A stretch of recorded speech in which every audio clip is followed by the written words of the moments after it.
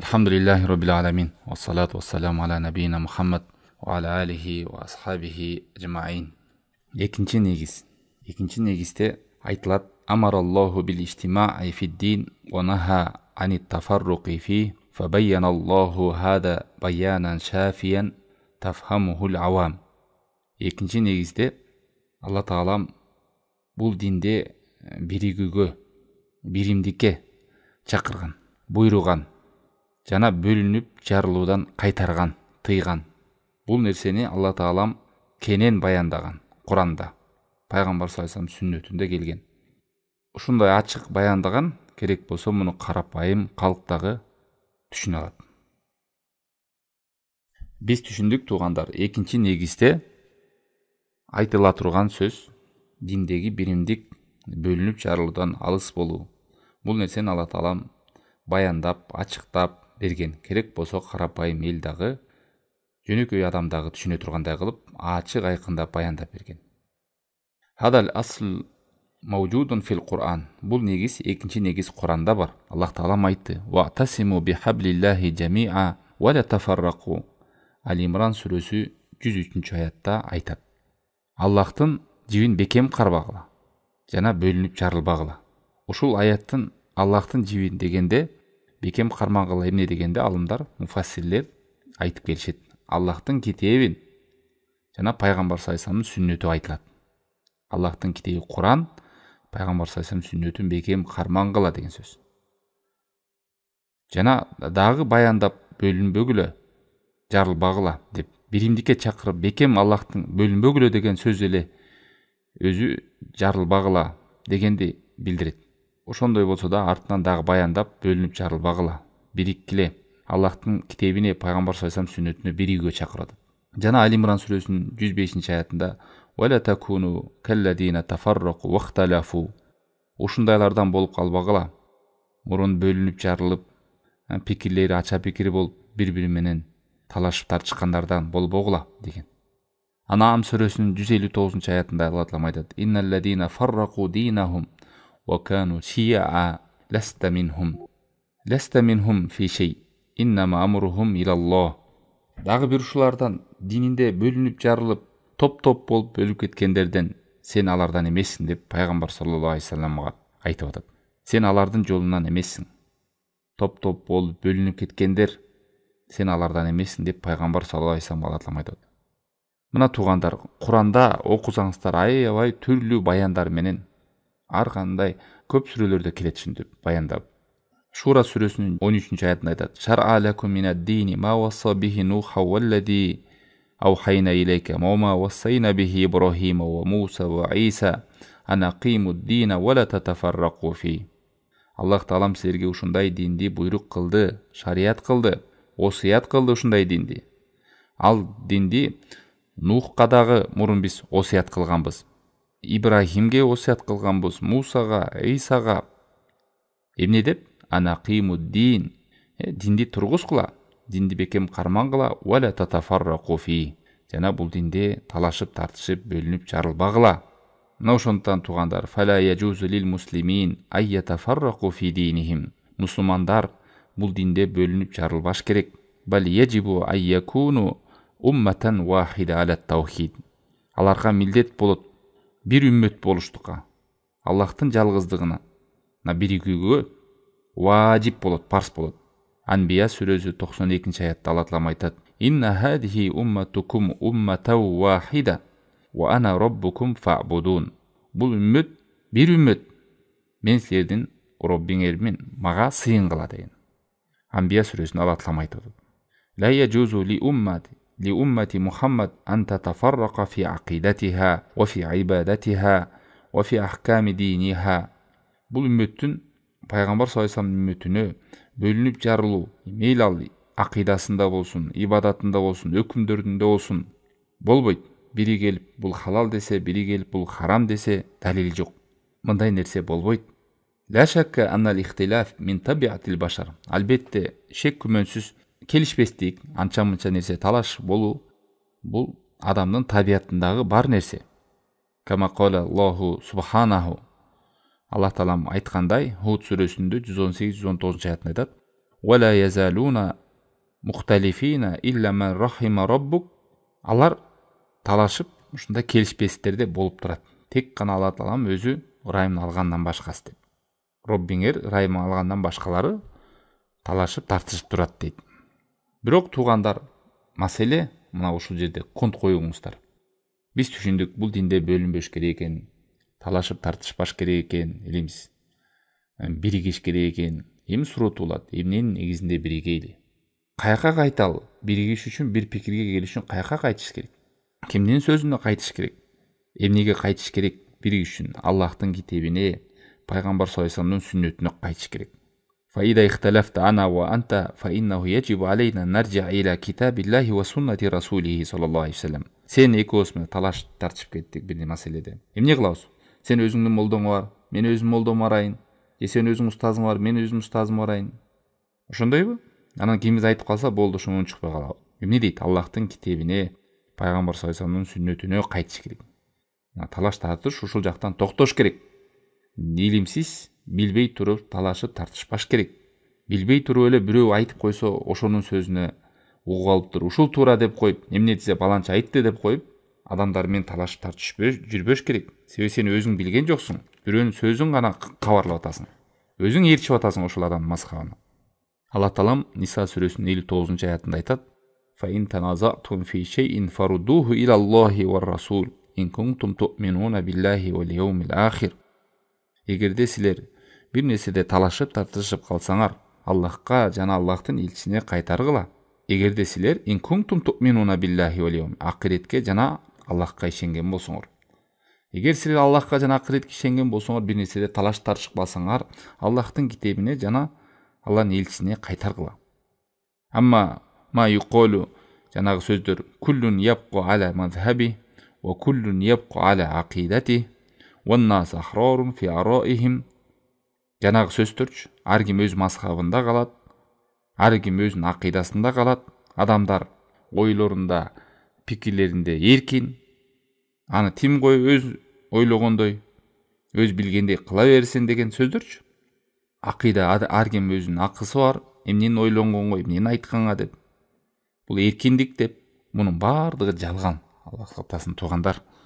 Ва хада хувал батил аллази нахаллах. Мына ушул нерседен Аллах Таалам кайтарган бизди. Эмне деп? Али Имран сүрөсүндө жогоруда айттык: "Ва тасиму бихаблиллахи жамиа ва ла тафаррaqu." Баардыгыңар ушул Куран сүннөткө бекиккиле, ошонун тегерегинде чогулгула. Мына ушул нерсени кармангыла. Бөлүнбөгүлө, жарылбагыла деген, билбей туруп эле сүйлөй бербегиле. Башка бирөөлөрдүн сөзүн ээрчи бербегиле. Ошол Куран сүннөгө чакыргандардын сөзүнө бириккиле. Ошондуктан талаш тартышып кетсе, фаяжибу ан нажтамиа фи ард ихтилафин ала китабилlah хатта фи масаил фих. Керек болсо, талаш тартышып кеткен болсо, фих маселесинде болсо дагы не Аллахтын китебинде, пайгамбар саллаллаху алейхи вассаламдын сүннөтүндө биригиш керек. Талашкан жериңди ошол далилге коюш керек. Кимдин далили болгон болсо, анда акыйкат ошодо болот. Ал эми кимдин далили жок болсо, жөн эле уктум, баланча, түгүнчү деген болсо, ал ката кылган болот. Ал катаны кабыл кылбайбыз. Инналлаха жалла ва ала. Аллах Таалам бизди жөн эле бир бүдөмүк, ачык эмес нерсеге, туман, караңгы нерсе таштап кеткен эмес, бизге тараза таштап кеткен. Ар ким өзүңөр түшүнгөндөй ала бергиле деген эмес. Жана адашкан тайпалар бар. Ислам бул университет сыяктуу, бирөө велосипед менен барат, бирөө жөө барат, бирөө машина менен барат. Эң негизи барып атат, айырмасы жок, ким эмне менен барып атат. Ошондой эле биз дагы ошондой жүрө беребиз, ар кимибиз өзүбүздүн жолубузду кармана беребиз. Сен мага айтпа, мен сага айтпайм. Баарыбыздын максат Алланын ыраазылыгы. Сен катаңа мен унчукпайм, сен менин катама унчукпа. Бул биригүү эмес, туугандар. Алла Таала мындай биригүүгө чакырган жок. Аллахтын өзүнө жалгыз сыйынгандай эле ошол кармануудагы пайгамбар саллаллаху алейхи вассаламдын өзү көргөзүп бергендей болуш керек. Ибадатта Аллахтын өзүнө гана сыйынгандай эле, жана бирөөнүн пикирин кармануудо, ошону ээрчүүдө жалгыз пайгамбардын өзүн гана кармаш керек. Ал эми аалымдар ушул Куранды, сүннөттү түшүндүрүп берүүчүлөр. Арасынан кимизи ката кылып, ошого жетпей калып, туура эмес өкүм чыгарылган болсо, ал нерсе кабыл кылынбайт. Ал кабыл кылынбайт деген ошо алымды тебелеп салабыз, же жамандап салабыз, же абирине доо кетиребиз деген сөз эмес. Болгондо ошол жерин кабыл кылбайбыз. Башка алымдар баяндап берет. Мына бул алым бул маселеде ушундай ката кетирип калыптыр. Далилге дал туш келген жок. Ал эми бул менин устазым, менин молдом, мунуку акыйкат, эмне болсо баардыгын 100% кабыл кылам деген, Аллах сактасын, бул Куран сүннөткө коюп койгондой анын деңгээлин. Мусулмандарга болгон тараза бул Аллахтын китеби жана пайгамбар саллаллаху алейхи вассаламдын сүннөтү. Ошон үчүн фаруддуху илаллах деп атат. Аллахка кайтаргыла деген сөз ушул Куранга кайтарыла деген. Вар расул дегени сүннөткө кайтарыла дегендик. Куранда айтып атпайбы, талаш тартышып кетсеңер Аллахка жана анын элчисине кайтаргыла. Аллах кайтарылганы Куран экен, элчисине кайтарганы пайгамбар саллаллаху алейхи вассалам сүннөт экен. Бүт мисалдап берсе болот туугандар. Мисал, бир адам сакал коюп атса, талашат да, бирөө келип айтат: "Эй, сакал эмне коюп койдуң? Сага жарашпайт экен." Кыргызда сөз бар, атасынан мурун сакал койбойт деп. Ал эмнеге кайтты? Өзүнүн ата бабасына кайтты. Алла таалам каяка кайтып атат? Ушуну талашып кетти да, бирөө коем деп атат, бирөө койбо деп атат. Коем деген адам эмне деп айтат? Ал айтат: "Бул пайгамбар саллаллаху алейхи вассалам сүннөткөн, пайгамбар саллаллаху алейхи вассалам мурутуңарды алгыла, сакалыңарды койгула дептир" деп угуп ошо сүннөткө амал кылайын деди. Анан бирөө каршы чыкты. "Ой, биздин заман башка, сага жарашпайт экен, анан эл эмне дейт? Анын атадан мурун сакал койбойт" деп келди, көрдүңүзбү? Анын булактар каяка кайтты? Эл эмне дейтке кайтты? Караңыз, каяка кайтып атат? Сага жарашпайт деген кайтты, анан ата бабасына кайтты. Ата бабалардын булак кылып алгандар, ошону акыйкаттын көзү кылып алгандарды Алла таалам канча жерде эскерген. Адашкан коомдордун, мурунку доорлордогу пайгамбарларга иман келтирбей кеткендердин далили ушул болгон. "Эй пайгамбар, сен ата бабалар салып келген динге каршы нерсени кылып атасың го" деп пайгамбарларды өлтүрүп, жеринен кууп чыгарган. Ошолордун далили болгону сен биздин ата бабалар каршы нерселерди алып келдиң деп пайгамбарларды өлтүргөн, куукан, ушинтип согушкан пайгамбарлар менен, Аллах сактасын. Мына ушул жерде эмнеге кайтат экен бул адам? Пайгамбар саллаллаху алейхи вассаламда келдиби суннада? Мына ошого кайтат. Анан баланча молдо деле өстүрбөй жүрөт го, тиги деле жүрөт го деген ал уже сокур ишени менен бирөөлөр дейчү. Ал адамда антип кайтылбайт анда. Ар бир адамда ката болот. Катасына ээрчиле бербейт. Ошон үчүн пайгамбар саллаллаху алейхи вассалам жашоосунун эң аягында эскерткен: "Мен силерге эки нерсени таштайм. Ушул эки нерсени кармасаңар эч убакта адашпайсыңар" деп. Пайгамбар сүйлөгөндө ал абадан алып же бир өзү ойлонуп коюп эле сүйлөй бербейт. Ал бүт сөзү Алланын вахий менен, кабары менен сүйлөйт. Ал пайгамбар саллаллаху алейхи вассалам бул дүйнөдөн көз өткөндөн кийин ким үммөттөрдө ушул биздин доорлорго чейин билген эмне болорун, ушинтип өйдө төмөн сүйлөгөндөрдүн чыгарын, адашкандардын чыгарын, топтор чыгарын, мына ошону Аллах таалам кабарлап эскертип кеткен бизге. "Мен силерге эки нерсени таштадым. Ошол эки нерсени кармансаңар эч убакта адашпайсыңар" деп. Аллахтын китеби, пайгамбар саллаллаху алейхи вассалам сүннөтү. Ушул силерге тараза. Айткан жок тараза силерге, молдоңор тараза, мечитте имамыңар тараза, баланча кожо тараза, ата бабаң тараза, же атаң же апаң тараза сага деп айткан жок андай нерсе. Мына ушул эки булакка кимдин сөзү туура келсе, анын да сөзү туура болот. Кимдин сөзү бул эки булакка туура эмес келсе, каршы келсе, анын сөзү да туура эмес болот. Ал ким гана болбосун. Бул мынча жыл эме намаз окуп жүрөт, анан мындай болуп жүрөт. Андай нерселер биз жарабайт ага. Мына кадимкидей пайгамбар саллаллаху алейхи вассалам бүгүнкү күндө биздин арабызда жүргөндөй. Эмнеге сөз суннаты жазылган, иреттелген, тартиптелип бүттүгү ачык турат. Жалган хадис жалгандай деп турат. Ачык хадис ачыктай турат. Бул Аллах тааланын бизге берген чоң жакшылыгы туугандар. Мындайча айтканда жөн эле бүдөмүк нерсеге таштап калган жок. Керек болсо Алла таалам Куранын эле таштап өзүңөр түшүнүп алла деген жок. Куранды түшүндүрүп берген пайгамбар саллаллаху алейхи вассалам сүннөтү турат. Мына Куранда намаз окугула деди. Бирок аят таба аласызбы Курандан? Канча рекет намаз окуш керек, кайсы учурларда окуш керек? Жок Куранда андай.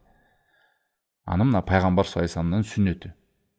Алла таалам Куранды түшүргөндөй эле сүннөттү дагы түшүргөн. Жибрейил менен кабар берип. Ар бир сүннөт бул Алланын кабары. Ома янтику анил хава ин хуа илля вахи юха. Ал хавадан алып эле сүйлөй бербейт. Анын ар бир айтканы вахий менен сүйлөйт дейт. Бал таракаха ва индаха ма ядуллуха аля Аллах ва ядуллуха аля саваб. Амма аллади ла юридул хак ва юриду анна кулла вахидин ябқа аля ма тахаби ва аля нихлати. Ал эми хавасын ээрчигендер, Аллах сактасын, ошол далилге ынанбагандар, өзүнүн ошол нерседен тыйылбаарын билип, өзүнүн напсин тыяр билбегендер, ошентип бурмалап, каршы сөздөрдү айтып, ал жерге мазхабты шылтоолоп, ата бабаларын шылтоолоп, айт болгону мен аткара албай атам деп эле мойнуң алды. Эмне качасың тияка бияка сөздөрдү сүйлөп. Аткара албай атам мен десең, ошондо бир аз да болсо жеңилирээк болот. Өзүң адашып түшүнүп алгансың, өзүңдү аткаргың келбейт, напсиң каалабайт, анан баланча молдого шылталап, баланча имамга шылтоолоп, анан мазхаб деп алат да. Мазхабта эмне? Биздин Абу Ханифа мазхабта сакал койгула дейт мисалы. Келушүн шылтоо башка бир өлкөдөн же интернеттен таап алган сакалы жок экен, анан мен да сакал алып койдум деп. Мен бул маселени бир эле мисалдап атабыз туугандар. Көп нерселер бар. Сүннөткө каршы кылган иштер. Ошону айтсаң эле башка нерсеге катышат. А бул жерде эмне? Диндеги биримдик деген бул Аллахтын китебине, пайгамбардын сүннөтүнө бирип келет болот. Мына ошондо биримдик болот болот. Анан ар ким ар кандай түшүнө бергиле, бири-бириңерге унчукпагыла. Себеби дегенде бул биримдикти бузуп атат деген нерсе. Биримдик ошол чындыкка бириксе, ошондо берекелүү биримдик болот. Акыйкат биримдик болот. Жалганга биригүү эмес, адашууга биригүүгө эмес. Мына ушундай секталар бар туугандар, эскертип сиздерге айтып коеюн. Алар эмне деп айтышат? Настами фима иттафакна алей ва я'дуру ба'дуна ба'да фима ихталафна фих деп. Эрежелер ушундай. Эмне деп айтышат? Биз дейт бириккен жерде биригейли. Мындай пикирлерибиз бириккен жерде бири-бирибизди кубаттап турайлы. Анан талашып тартышкан жерлерди бири-бирибизге көз жумайлы дейт. Ушундай эрежелер бар. Мындай чыкканда сенин катаңды көрсөм мен айтпайм, менин катамды көрсөң сен айтпа дейт. Секталардын жолу. Бул жалган сөз ала. Ушул менен адамдарды азгырып жүрдү. Айтпа дейт сен менин катамды. Менин катамды сага айтпайм. Мына экөөбүз 5 маал намазда биригип атабыз, бул намаз окуп жүрө берели. Сен мага айтпайсың, мен сага айтпайм. Мына ошондой адашкан тайпалардын сөзү туугандар. Эстеп алыңыздар ушуну. Андай жок. Фал-важиб. Эмне важиб бизге? Фал-важиб ан настами аля китабилла ва суннати расули. Ва махталафна фихи наруддуху ила китабиллахи ва суннати расули. Биз Аллахтын китебине, пайгамбар саллаллаху алейхи вассаламдын сүннөтүнө биригишибиз керек. Ал эми талашып, сен менен мен пикирибиз келишпей калган жерибизди Аллахтын китебине, пайгамбар саллаллаху алейхи вассаламдын сүннөтүнө кайтарыш керек. Аллах эмне десе, пайгамбар эмне десе, ошол жерден талашты токтотуп туруп, ошону аткарыш керек. Ал нерсе менин талашкан нерсемин кубаттаса дагы, колдосо дагы, же мага каршы келсе дагы. Каршы келсе дагы ошол пикиримен кайтышым керек, сөзүмөн кайтышым керек, амалыман кайтышым керек. Бар турбай пайгамбар саллаллаху алейхи вассаламда хадис бар турбай. Мен кантип пайгамбарга каршы иш жасайын? Өзүм каршы иш боло алып, кантип ошо каршы ишимди колдоп сен менен талашып тартышайын тууган? Деп иманы бар, түшүнүгү бар момун мусулман кайтат. Чыныгы момун мусулмандар Аллахтан, жана пайгамбардан кабар келген болсо уктук баш ийдик дейт. Анан жана адашкандар деп бири-бирибизди көз жумайлы, бири-бирибизди кечирип салалы, бири-бирибизге унчукпай эле коелу. Себеби дегенде талашпайлы, тартышпайлы, себеби дегенде сенде ката мен көз жумам, менде ката сен көз жумуп кой, анан жүрө берели. Чындык бириккен жерде бириге берели, анан ката болуп калган жерлерде унчукпай жүрө берели деп. Мына ошондой. Ошонун артынан бири-бирин жакшылыкка чакыра албайт, бири-бирин кайтара албайт. Ушундай секталардын ушундай эрежелер түзүп алган туугандар. Аллах сактасын. Керек болсо кээ бирден уктуңуздар беле ушундай сөздөрдү таркатып жүрөт. Бул хадис туура хадис эмес туугандар. Эмне дейт? Ихтилаф уммати рахма деп коюшат. Эч нерсе болбойт, талашып, тартышып, талаштан тактык жарылат, анан тияк бияк деп. Эмне дейт? Мен үммөтүм талашып тартышуусу бул ырайымдуулук деп. Ихтилаф уммати рахма. Жок, талашып тартышуу бул жакшы эмес туугандар. Бөлүнүп жарылуу бул ырайымдуулук эмес, бул азап. Бул жакшылыкты алып келбейт. Момун мусулмандардын алсыратат, күчүн жоготот, ыйманын түшүрөт. Алимран сүрөсүндө айтат Аллах: "Вала такуну калладина тафаррaqu вахталафу мин ба'ди ма жа'ахумул баййинат." Ушулардан болбогула, ушундайлар болгон, талашып, тартышып, бири-бири менен бөлүнүп жарылышкан акыйкат келгенден кийин дейт. Акыйкат келсе дагы талашып тартышып жүргөндөр бар. Билет ушунун чын экенин, Куранда, Суннада бар экенин. Өзүнүн напсиси каалап алса, анан шылтоолорду айтып, тияка бияка качып жүргөндөр бар. Бөлүнүп жарылуу адамдардын жүрөгүн бөлөт. Бир нерсеге токтоло албайт, тынчтык келбейт, бири-бирине жардам бере албайт, бири-бири менен шериктеш кызмат кыла албайт. Ортодо душмандык күчөйт. партия жамаат болуп бөлүнөт, жарылат. Эч нерсе жакшылык нерсе ишке ашпайт. Ал эми чындыкка бириксе, пайгамбардын саллаллаху алейхи вассалам сүннөтүн улуктап бииктесе, Аллах таалам китебин тутуп бекем кармаса, ошол нерсеге кайтса, мусулмандар өнүгөт, бийик болот. Ал эми ар кими ар молдонун сөзүн ээрчи берсе, ар эшен кожолорго кайта берсе, анан бабам айтты десе, бирөө тиги айтты, бирөө тигил айтты. Анда мусулмандардан пайгамбардын насааты каякта калат? Алланын китеби, пайгамбар саллаллаху алейхи вассалам сүннөтү, ушуну кармасаңар адашпайсыңар деген. Сө адамдардын пикири бир жерге бирикпейт, ар ким ар нерсени айтат. Молдо болсо дагы, молдонун чалам молдосу бар, окуганы бар, окубаганы бар, окуса дагы ката түшүнүп алганы бар. Анда үммөт бөлүнүп жарылат. Мына тараза ким гана болбосун ушул нерсе менен таразаланат. Ошон үчүн Алла таалам пайгамбар саллаллаху алейхи вассалам хадисте айтат, Муслимде келген, Бухариде келген бул хадис. Инналлаха ярду лакум саласан. Аллах таалам 3 нерсе менен силерге ыраазы болот дейт. Мына туугандар, ыраазылык кайда экенин караңыздар. 3 нерсе менен силерге Алла таалам ыраазы болот дейт. Эмне экен ал 3 нерсе? Ан та'будуху ва ла тушрику бихи шай'a. Жалгыз Аллахтын өзүнө гана сыйынгыла, ага шерик кылбагыла. Ва ан та'тасиму бихаблиллахи жами'a ва ла тафаррaqu. Аллахтын жибин бекем кармагыла, бөлүнүп жарылбагыла. Көрүнсө, Аллахтын жиби деген туугандар Куран, сүннөт деп атат тафсиринде. Мына ошону эгерде силер чындыкка бекем болсоңор, ошондо бөлүнүп жарылбайсыңар деген сөз да. Эгерде Куран, сүннөттү карманбасаңар, анда адамдардын пикири ар кандай да. Жүрө беребизби анда? Тигил айтты десе, бирөө ага каршы айтып коет. Тигиз ага каршы айтып коет. Биринчиси, Аллах ыраазы болгон 3 нерсени биринчиси ага гана сыйынгыла, ага шерик кошпогула деди. Экинчиси Аллахтын китебин, сүннөтүн бекем кармагыла, бөлүнүп жарылбагыла деди. Үчүнчүсү ва антунасаху ман валлахуллаху амракум. Аллах таалам силерге башчы кылып койгон нерсеге насаат кылышыңар дейт. Мына ушул нерсе менен Аллах таалам силерге 3 нерсеге ыраазы болот дейт. Мындай чыкканда бийлик башчыларга насаат кылуу, аларга дуа кылуу, алардагы болгон аларга багыт берүү, интернет аркылуу, анан гезит, журнал элге жарыя эмес, жеке насыха, жеке айтуу. Сен деле бир катаң болуп калса, интернетке жайып салса болобу? Баланча, кандай жаман көрөсүң? Эй тууганым, мага деле ушуну бир жеке айтып койсоң, өзгөртөт элем го. Өзүм деле элге баяндап коймокмун ушун, ката айтып алыптым деп. Эмнеге жар салып элге мени шерменде кылдың го? Анан сага болот дагы башчы падыша келгенде, эмне аны шерменде кылып, жаманатты кылып, ушак болбойбу айта бериш керек. Насыха деген ошол. Жеке жолуга албасаң тааныштарды сал, тааныштар салбасаң кат жаз. Ошол моюңдагы нерсе. Анан интернетке чыгып эле жаза калып эле. Бул ушак, гыйбат, пайгамбар саллаллаху алейхи вассалам сүннөтүнө каршы иштер мунун баары аласыкта. Мына туугандар, биз айтып кеттик. Адамдын табиятында ушундай талашып тартышкан пикирлер ар кандай бар бул нерсе. Муну жок кылып салыш керек деп, мындай кылбаш керек деп айта албайбыз. Себеби бул нерсе адам табиятында бар. Талашат, тартышат, чала түшүнөт. Бирок ошо менен жүрө бербегиле дейт. Ушул нерсени силер кайтаргыла, Аллахтын китебине жана пайгамбар саллаллаху алейхи вассаламдын сүннөтүнө кайтаргыла. Мына ошондо ошол нерсе чечилет дейт. Талашкан, тартышкан мойдон жүрө бербейсиңер. Айлап, жылдап. Эгер ушул жака кайтарган болсок, чечилет ал маселе.